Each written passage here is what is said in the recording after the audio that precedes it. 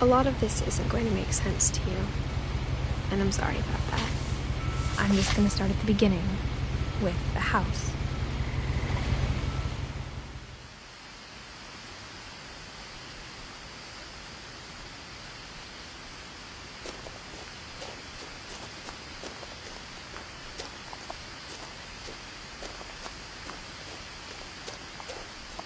I lived here until I was 11, but I wasn't allowed inside half the rooms.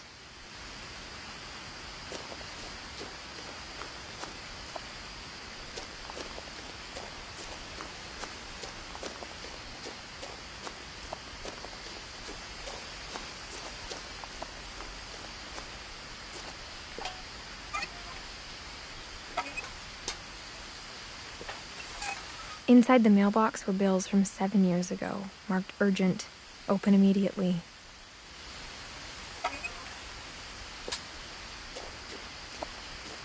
I hadn't been back since my brother Lewis's funeral.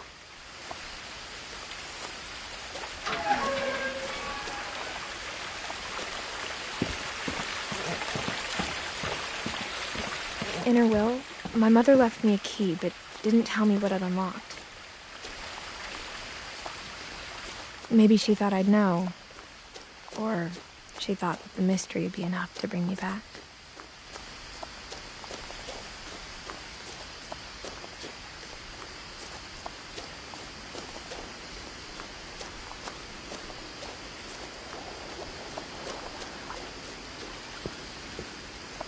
The truth is, even after I inherited the house, I never thought I'd come back to it. But now I had questions about my family that only the house knew the answers to.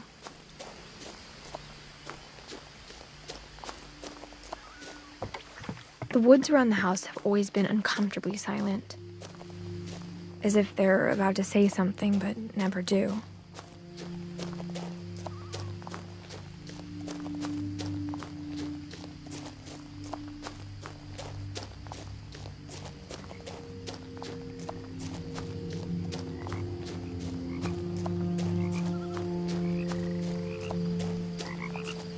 The house was exactly like I remembered it, the way I'd been dreaming about it.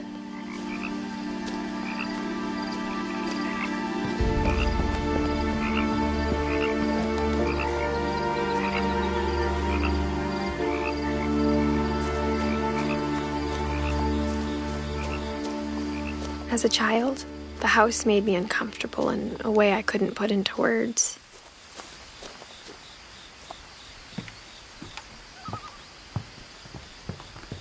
Now, as a 17-year-old, I knew exactly what those words were. I was afraid of the house. I hoped the key might unlock the front door. It didn't.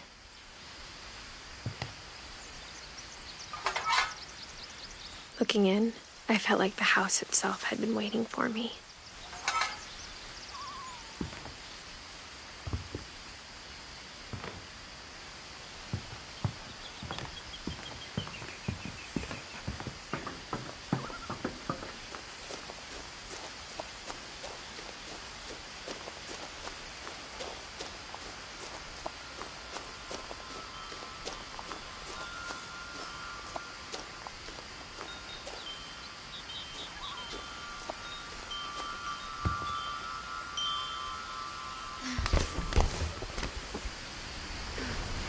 Crawling through the doggy door used to be a lot easier when I was 11.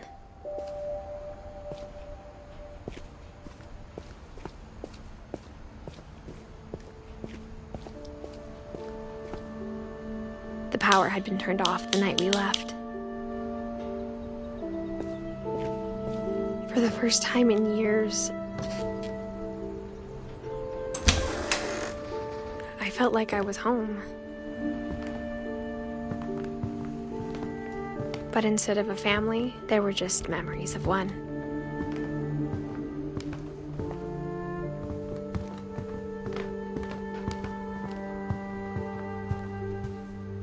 The table was still a wreck from the night we left.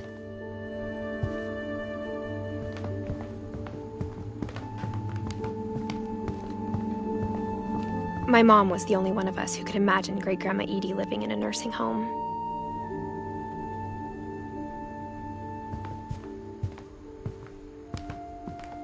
Nothing in the house looked abnormal. There was just too much of it, like a smile with too many teeth.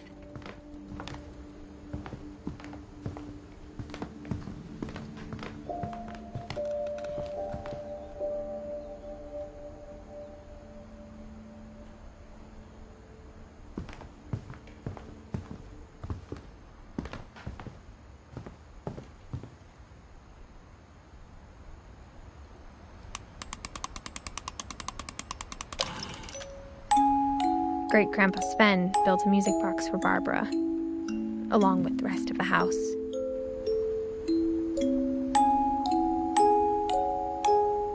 Mom always told me to stay out of the basement, so I wasn't too surprised when the key didn't fit.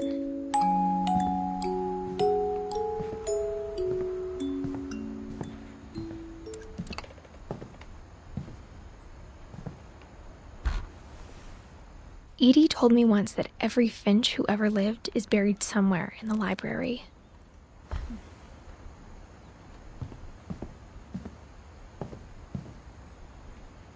My mom wasn't much of an optimist, but she never stopped believing that my brother Milton was alive. A lot of things got left behind in the whirlwind of that last night.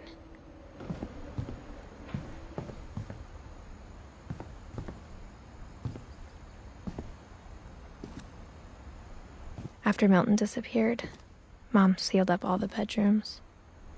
Then Edie retaliated and drilled peepholes.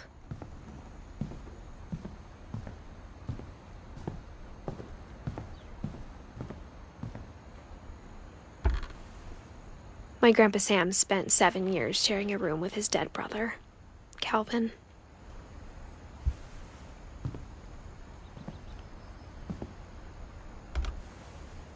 As a kid, I just assumed every house had peepholes and sealed rooms you weren't allowed inside of.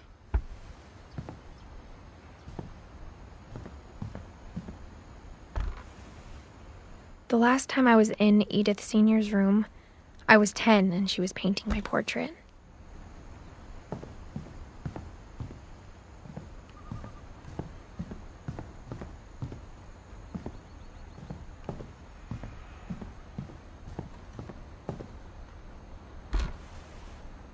Molly always seemed like a girl I could imagine being friends with, if she hadn't died in 1947.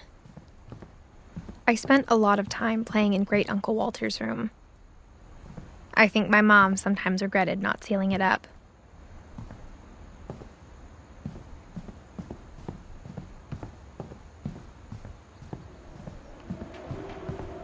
Louis told me there were secret passages, but I never believed him.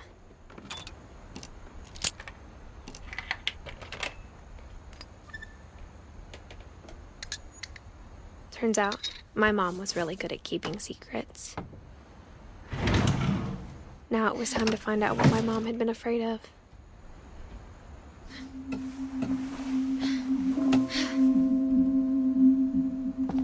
Reading this, maybe it sounds like I had a plan. From the paintings on the wall, it was clear my brother Milton had been here before me.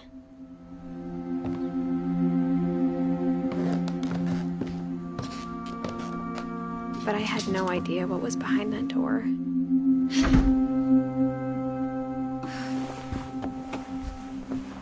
Just like I had no idea where all this was gonna lead.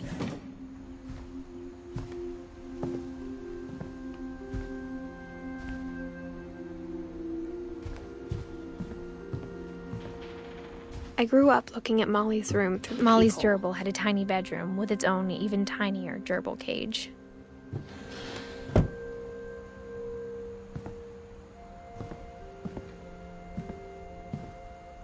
Being inside for the first time, I felt like I'd stepped behind a painting.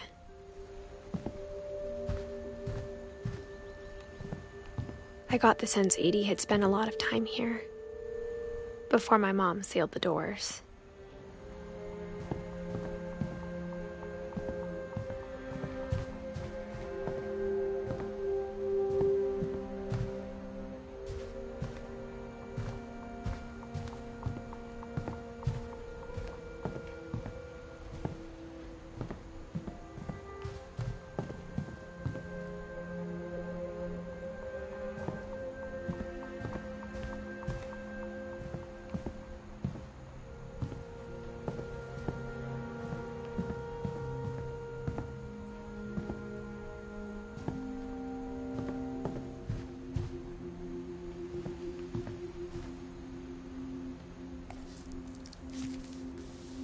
December 13th, 1947.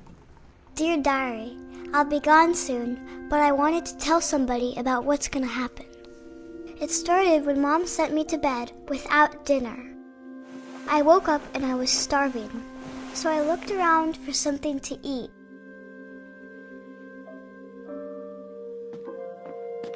The gerbil food was dry, but I didn't mind it.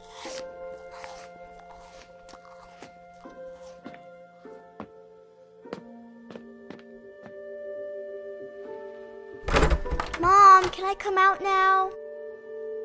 Sweetheart, it's late. Go to sleep.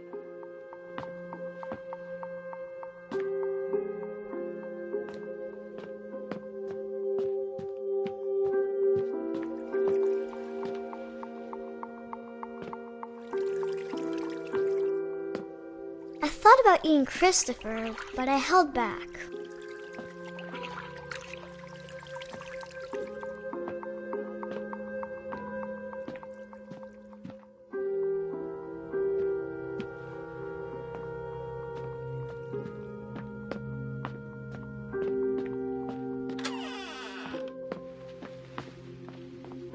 I kept eating and eating.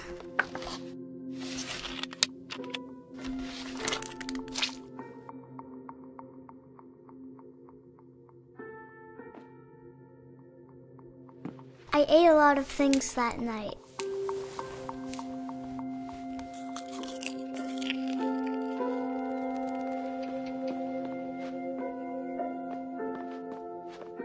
Then I heard chirping outside my window. It was a barn swallow going back to her nest. I reached out for her.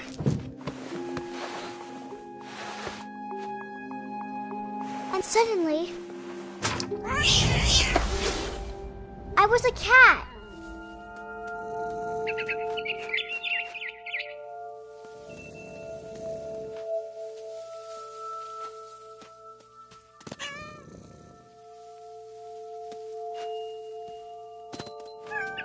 I tried to be quiet, but the bird was really scared.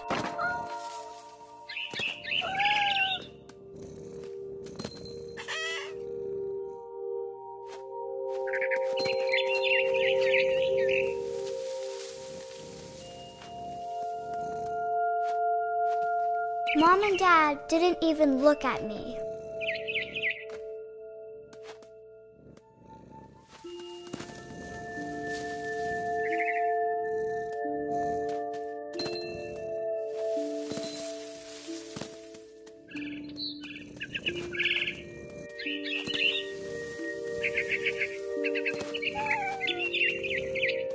I jumped and I almost got her.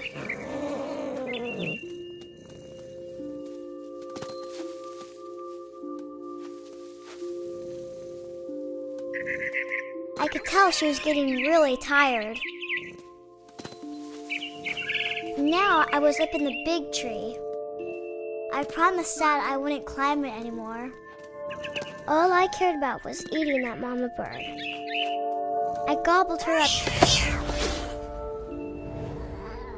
And suddenly, I was an owl.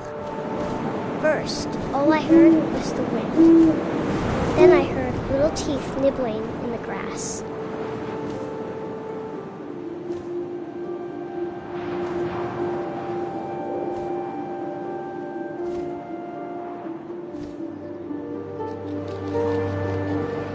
Rabbits.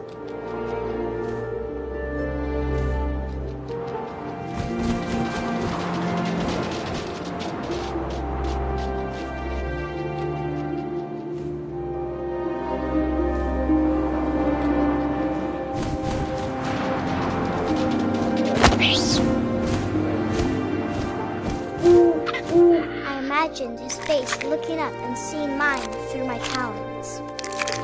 I swallowed him up, and I didn't chew one bit. Then I flew off to find something bigger.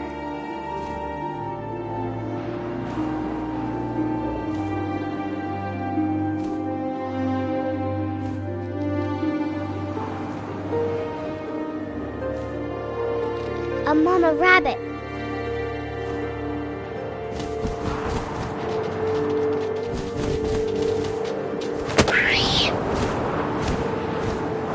She was almost too big to carry. I started choking, but I couldn't stop eating. And suddenly, I was a shark!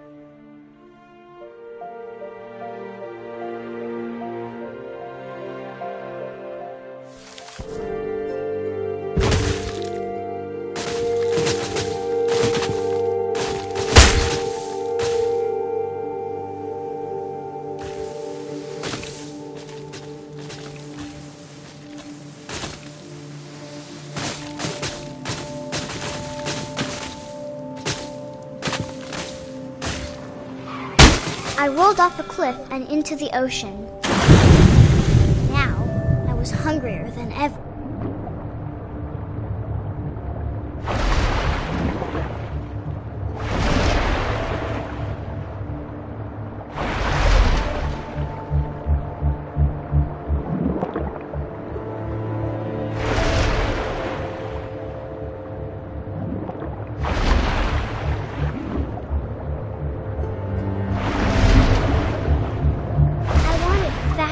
Juicy seeds.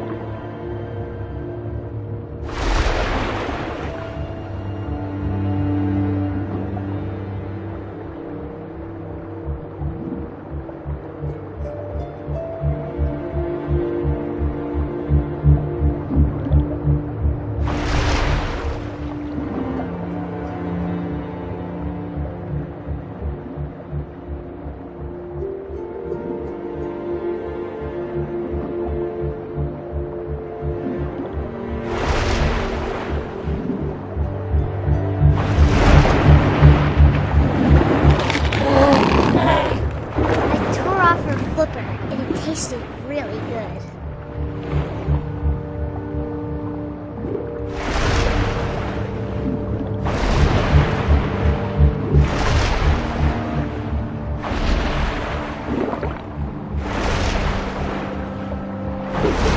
Grabbed on tight, but I was so hungry I jumped out of the water. When I opened my eyes, everything had changed.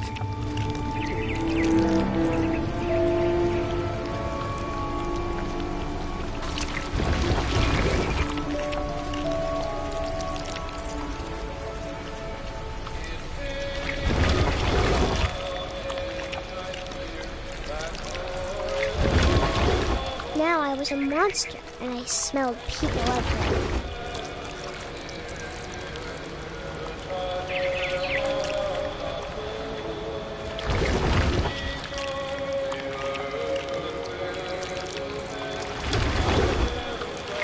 I was big, but I moved real quiet.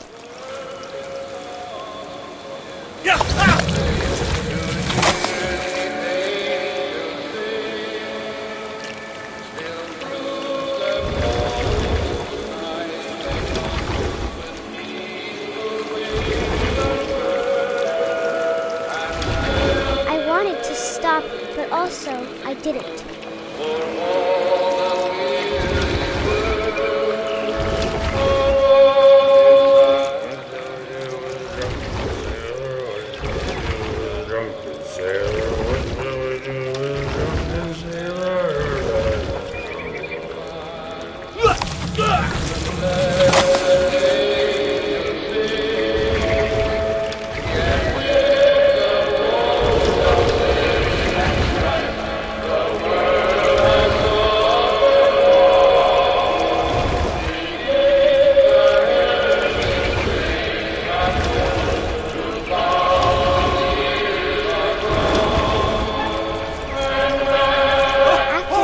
Passenger, I was still hungry. And across the water, I smelled something new. Something I had to have, so I swam towards it.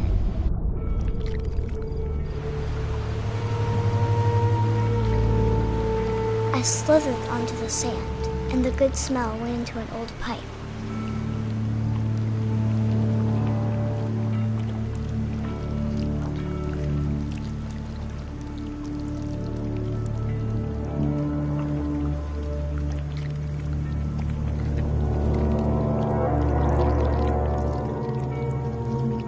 I got closer and closer.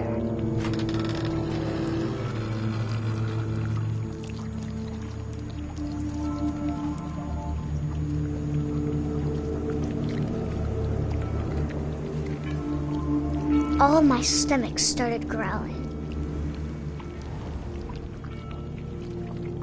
And suddenly, I was me again. I held my breath for a long time, but I couldn't hear anything. I think it's waiting for me to fall asleep. But it's not going to wait much longer. It needs to feed, and we both know I will be delicious.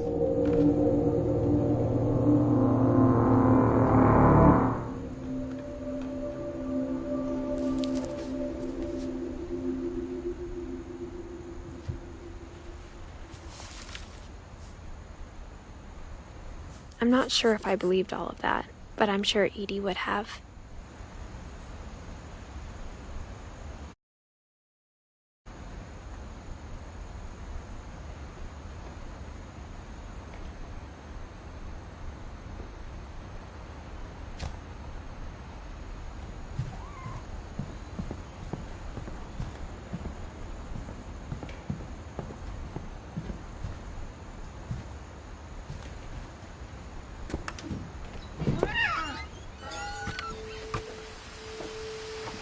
This will be obvious later, but my mom never told me any of these stories.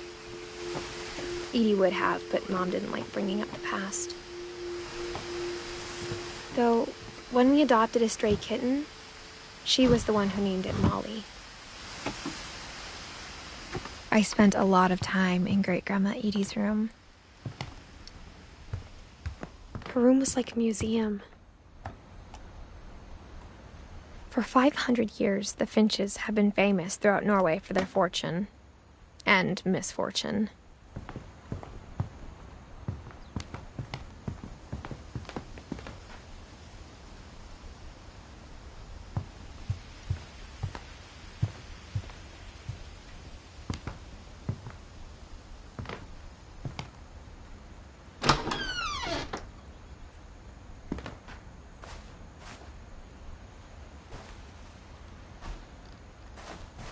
The only trace Grandpa Sam's first wife, Kay, left on the house was the pink bathroom.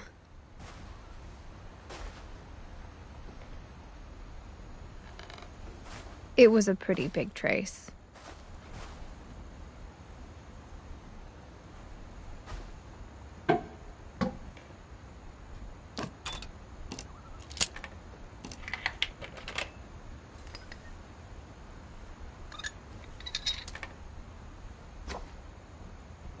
There's a secret in this bathroom.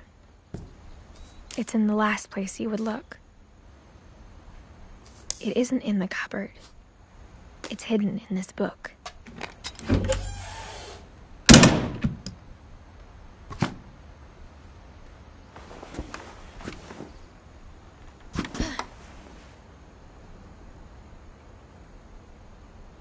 Sven gave Sam an old camera he'd refurbished. He never put it down.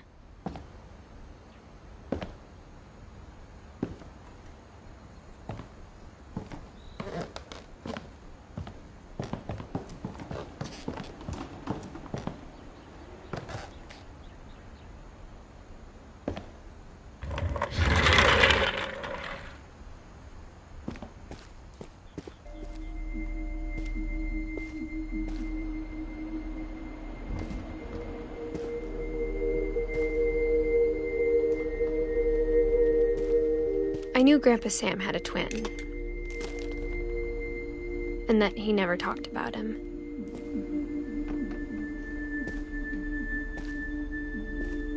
I guess my grandpa didn't like history any more than my mom did.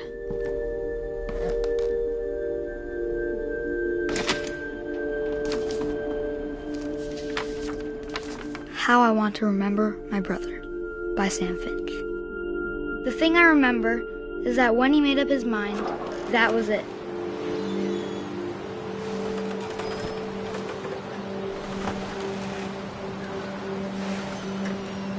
My brother said he'd die before he ate another mushroom, and he did. At Barbara's funeral, we swore we'd never be afraid again, and he wasn't. I think Calvin always wanted to fly. Sam! Calvin! Dinner's ready! Coming! But that day, he finally made up his mind to do it. I told him going around was impossible. Maybe if I hadn't said that, Calvin! I'm not gonna tell you again! or maybe if the wind hadn't picked up, then maybe he'd still be here. But I doubt it.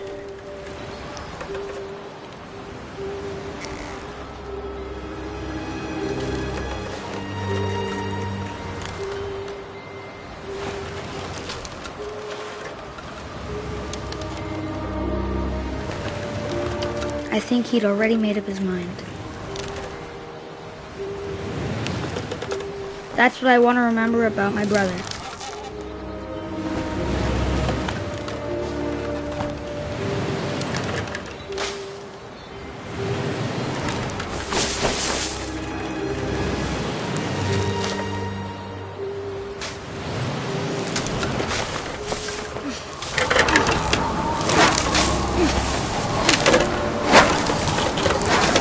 The day he made up his mind to fly.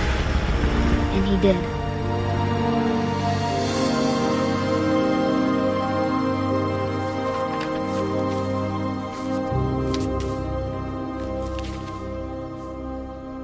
Calvin's story felt strangely familiar. When I was younger, I remember trying to do the exact same thing.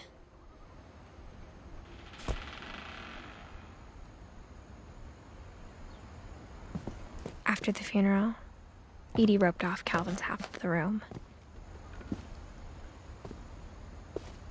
Mom said Grandpa Sam enlisted at 18 and never set foot in the room again.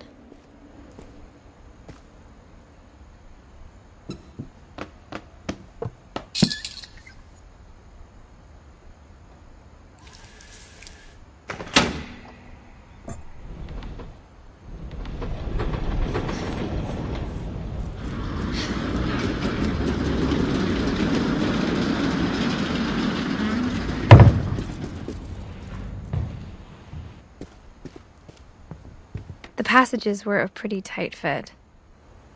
They'd obviously been built for smaller hands and bellies.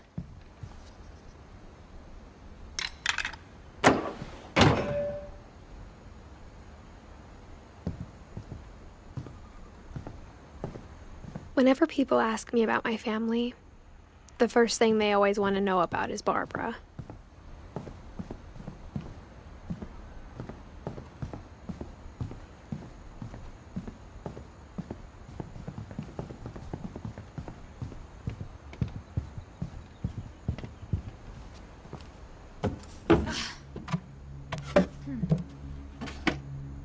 Growing up, I always thought of Barbara as a child star.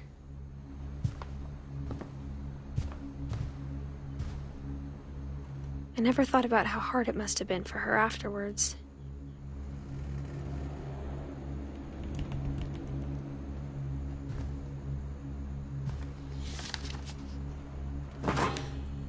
Of all the stories people wrote about Barbara's death, I'm surprised Edie saved this one.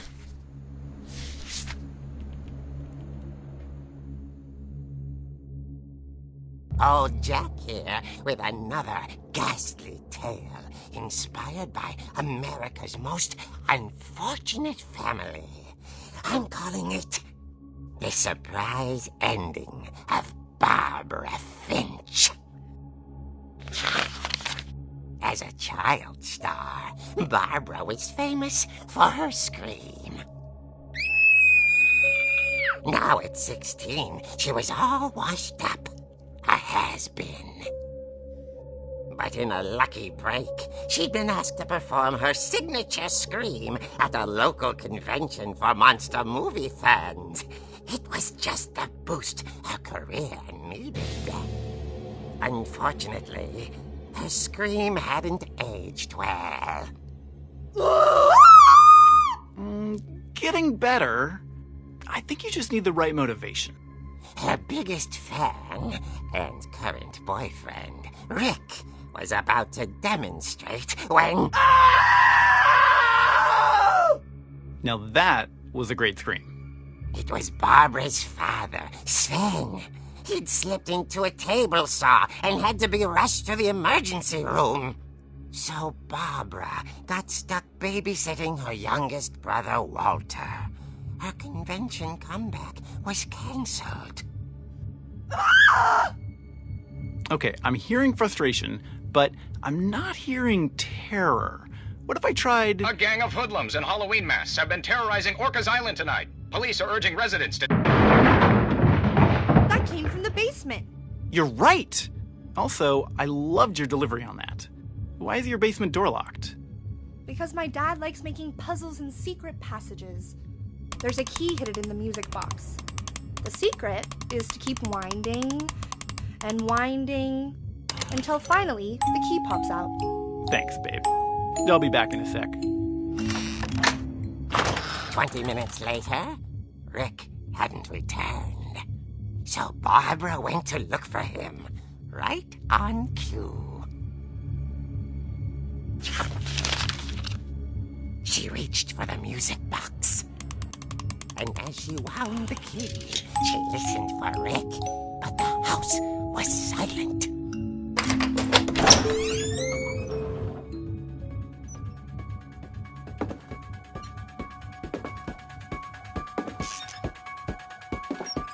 She found Rick's crutch and imagined the worst.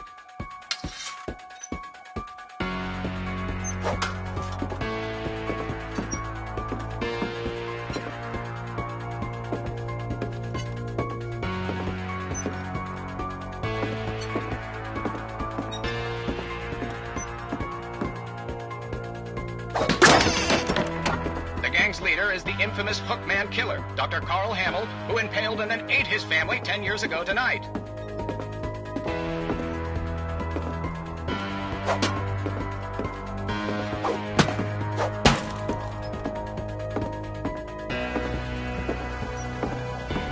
The old fridge rattled and grew still.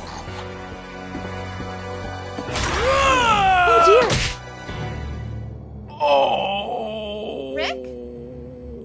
Barb, relax. I was just trying to scare you to help you find your scream. Well, I'm not scared, Rick. I'm furious. Then act furious. All I'm getting from you now is that you're hurt and confused and you're... She threw him out, but she kept a little something to remember him by. Barb, have you seen my other crutch? And she was still holding it when she fell asleep watching the Late Picture Show. Hours later... Barbara! Walter, what's going on up there? Ah!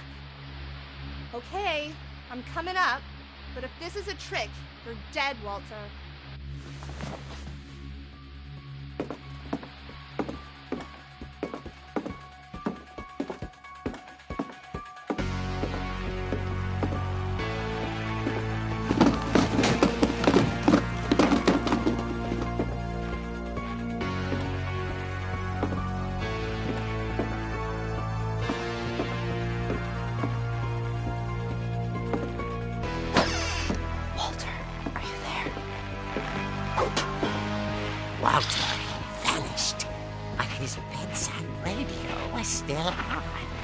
Orcas Island police describe the man as 6 feet tall, with a steel hook for a hand. Residents are urged to lock all doors and windows and notify the police of any suspicious activity. Barbara turned, saw the hook man, and was speechless. He was quite smashing. And he was. He couldn't get enough of Barbara. Okay, Barbara, there's gotta be another way out of here. That night, she played her part beautifully.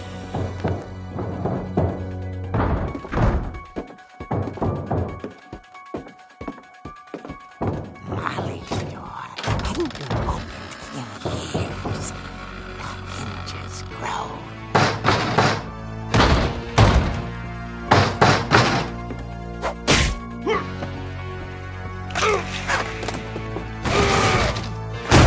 He wasn't moving, but she sensed the story might not be over yet.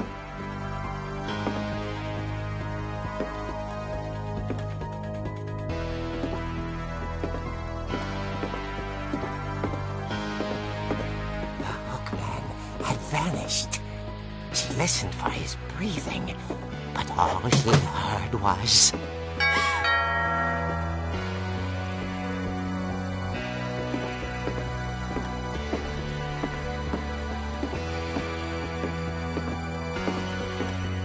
Someone at the door was dying to speak to young Barbara. At the door, she heard whispering. It was coming from inside the house.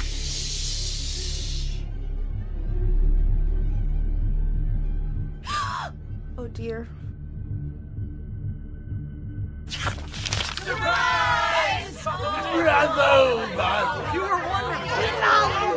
The monsters had come to surprise her. For Barbara, it was a dream come true. Then she saw what kind of monsters they were, and she realized what was about to happen. She was going to be famous. And with her final breath, Barbara Finch gave the performance of her life.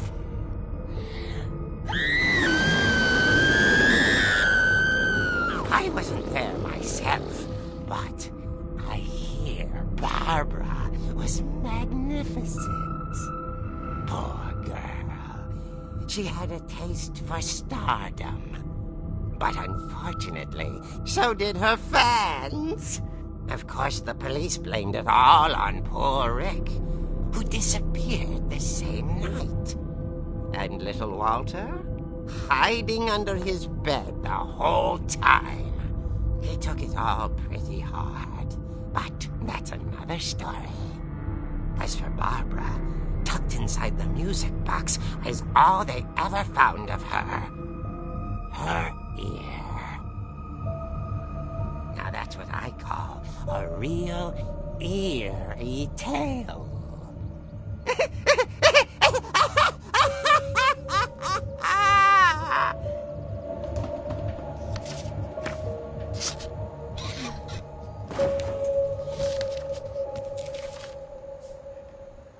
Edie told me all Barbara wanted was to be remembered, as absurd as that comic was. Maybe what Edie saw was a happy ending.